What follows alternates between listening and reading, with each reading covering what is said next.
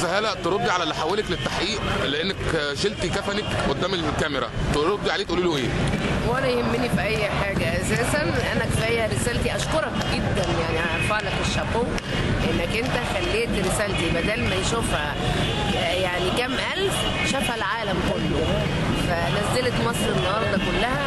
فانا اللي شالت كفنها كفيله باي حاجه. وكل شويه يكلموني يقولوا لي ايه مش عارفه طالبينك ايه في التحقيق بالليل، شغالين عليا بالليل. ها، وبتاع الشؤون القانونيه بيكلمني امبارح بالليل برضو رئيس الشؤون القانونيه.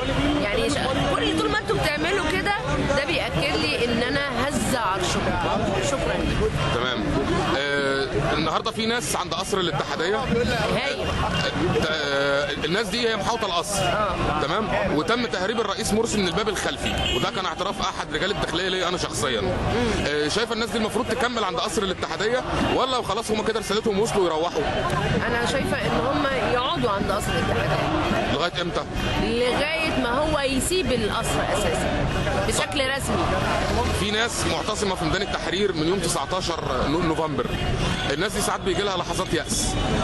حضرتك ممكن تقول لهم ايه؟ اوعوا تيأسوا، اوعوا، ده هم مهزوزين.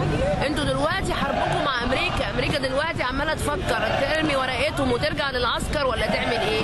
فدلوقتي الوقت اللي كلهم فيه ضعفة، انتوا اقوى. اصمدوا، اثبتوا.